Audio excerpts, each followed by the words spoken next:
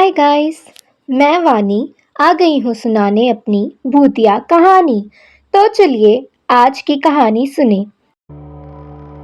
जब आरव छोटा था तो उसकी माँ जब भी वह रात में डर जाता था तो वही बात कहती थी, राक्षस असली नहीं होते। अगर तुम्हें लगता है कि तुम्हारे पलंग के नीचे कुछ है तो बस मत देखना।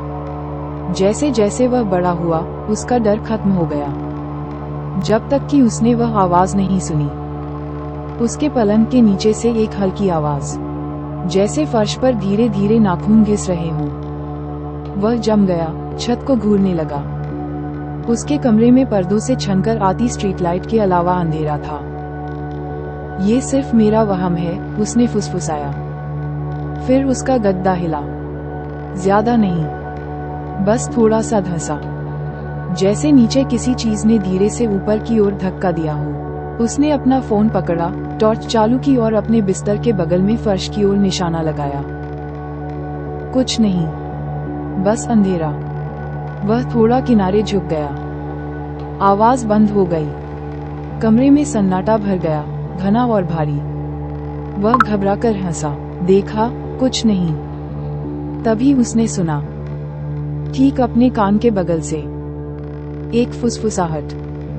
मैंने कहा था मत देखो। आरव चिल्लाया और पीछे कूद गया, लेकिन किसी ठंडी चीज ने उसका टखना पकड़ लिया। उसने पैर झटककर छुड़ाया और लाइट के स्विच की ओर भागा, उसे जोर से दबाया। उसका कमरा सामान्य दिख रहा था। बिस्तर, डेस्क, अलमारी, कुछ भी अजीब नहीं। तेजी से सांस लेते हुए उसने बिस्तर के नीचे देखा, खाली। वह राहत के मारे लगभग रो पड़ा।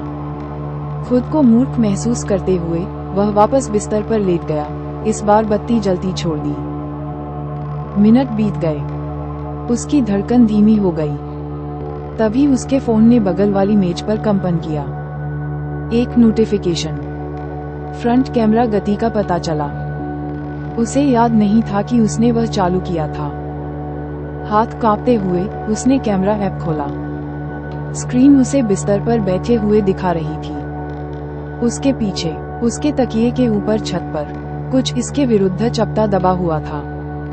लंबी भुजाएं, गलत तरीके से मुड़ी हुई, सिर उल्टा झुका हुआ, मुस्कुराते हुए, ठीक उसके सिर के ऊपर जहां वह था। और धीरे धीरे यह नीचे रेंगना शुरू हो गया। छत पर वह चीज धीरे धीरे हिल रही थी। तेज नहीं, जल्दी में नहीं, जैसे वह जानती थी कि वह भाग नहीं सकता। शांत कमरे में आरव की सांसें तेज हो गईं। उसका शरीर उसकी बात नहीं सुन रहा था। वह बस फोन की स्क्रीन को घूरता रहा, उसे अपने ऊपर रेंगते हुए पास आते देखा। उसकी मुस्कान चौड़ी हो गई। लेकिन फिर बेडरूम का दरवाजा अचानक खुला। उसकी माँ की आवाज, आरव, तुम्हारी लाइट क्यों जल रही है? वह प्राणी जम गया, पूरी तरह स्थिर, जैसे कोई छिपकली दीवार का हिस्सा होने का नाटक कर रही हो। आरव बोल नहीं पा रहा था।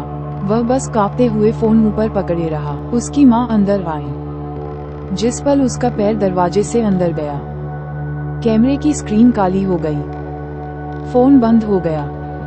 कमरा सामान्य था, छत खाली थी।